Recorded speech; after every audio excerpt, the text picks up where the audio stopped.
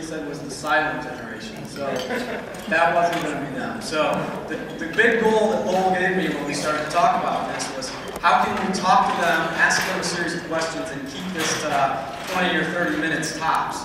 Because he knows that over the years they've all been known to kind of like to get the point across and talk. So what we're going to try and do is keep it tailored, ask a series of questions, 15 actually, in honor of the conference, and let these gentlemen kind of give us some stories about the founding of the organization, but also hopefully talk about the future for the campus card industry, where they see it going, and maybe inspire some of you to get involved in the organization, because as we said, we've introduced the current board members. These guys are some of the past board members, and there's other past board members here in the room, but the important thing is the future board members, who's going to step up to lead the organization as it grows and continues to change in the future. So again, I met them in 1996 at the Orlando conference.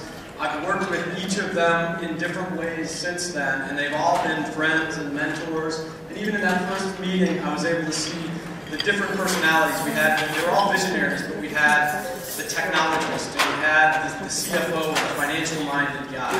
We had the teacher and the philosopher. So we had a different group of folks. 3 of them are with us today. 2 could not be here. The 2 who are not here, Mel Blackburn and Paul Mellinson from Loyola College, not able to be here. Paul's wife, Paul's health is failing, and his wife did send along regards, saying how much he loved the organization. He was sad he wasn't going to be able to be here with you guys, but it really gave him a boost to hear that the organization was doing so well, and that it was the 15th anniversary. So what we do have with us, Bill Norwood from Florida State University on the end, and originally from Florida State University. I'll talk about where they were originally and let them tell you what's happening now.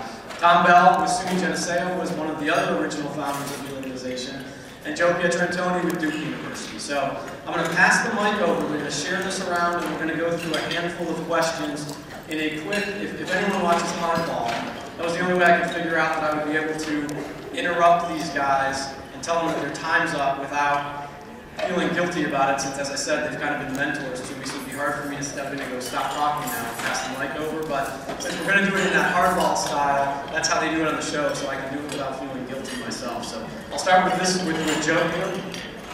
Pass that over. And our first question, as I said, we're going to do 15 questions. They have not been prodded, although a couple of them were shared to give them a little bit of idea of what we were going to expect. But to begin, we're going to get 3 of them out of the way right off the bat. Tell me, if you could go through your name, the card program that you worked with, and how you got involved in that program in the very beginning. Joe. Well, we got involved because we wanted to have a campus card to blanket the whole campus. We didn't see it just as like a financial tool. We saw it as something that could do much more to do. So in 1984, we spent about 9 months putting together a plan to put the card to the campus. Well, early on at SUNY Geneseo, it was a choice of going to a card or going to jail. So I elected, not going to jail, I elected developing a card program. We developed our own card program because the very simple declining balance program was not available. And that was 1978 that we started that, and we kicked it off in 79. And that was about an $800,000 expenditure that we made, and that was at the request of the New York State Department of Taxation and Finance, because the students were selling their meal ticket booklets to the faculty. I've never really liked faculty very much. Bill Norwood, formerly Florida State University. In 1988, I was the director for IT, and I kept getting this request for an upgrade to this stupid system down in the food services. I think it was Griffin at that time, and they kept wanting to upgrade it, and I kept arguing that they didn't do anything. It was a card, and at that time it was a famous Polaroid laminated ID card. We all know what those are. Had Social Security number plastered on, a few other minor points, but other than that, we kept denying them that. And I happened to have another project going in the cashiering system where we were trying to figure out how to disperse financial aid and do a few other things. So in 1989, I had a bank come in and try to explain to me how credit card works. And we started developing a prepaid debit card back in 1989. The only problem was they couldn't print on plastic. so a minor issue at that point, but worked with Metacard and we developed the capability to print on plastic cards in 1990. So that's got us started. And Bill, hang on to the mic there, and we'll come back this direction now. How about you guys have all been through a lot of the products that are out you're seeing in the exhibit hall, like you mentioned, the card printers and things. You were there in the early days when these technologies were first kind of coming to bear and helped to influence the industry and build things like that. But of all the things that you did with your card program, what would be your fondest or your proudest moment with all your accomplishments with the FSU card? Fondest and our proudest? Proudest.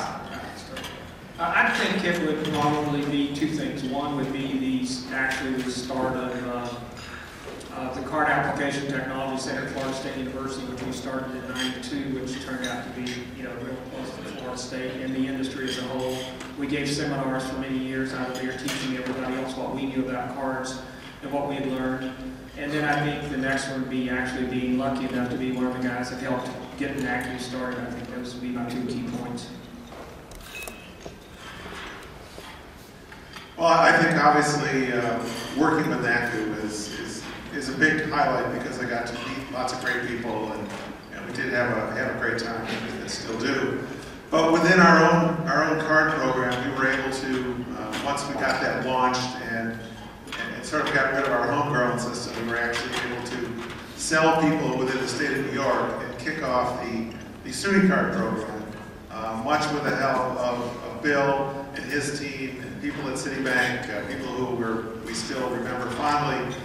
And that program we issued about 500,000 cards to about 37 campuses, and we had the unique experience of making Bill Norwood land in Syracuse, New York in an ice storm. So those were highlights. Mine was the convincing the trustees at Duke that I could borrow about $900,000 to start phase one of our card plan. And it was 1985, and all we had was like references to Billy mentioned, all the rules talking meals for kids coming to the dining hall. And I was getting up in front of them and saying, this is a good idea. We're going to do a lot of things way beyond financial transaction management. We're going to go into all kinds of things that will managerial intelligent documents, reports. So we put it up on a screen. And I kept looking at them and thinking, are they buying in or are they going to throw me out of the room? So my proudest moment was that they voted on it unanimously to give me the money on a 3-year note to pay it back to a bank. And we started a new card.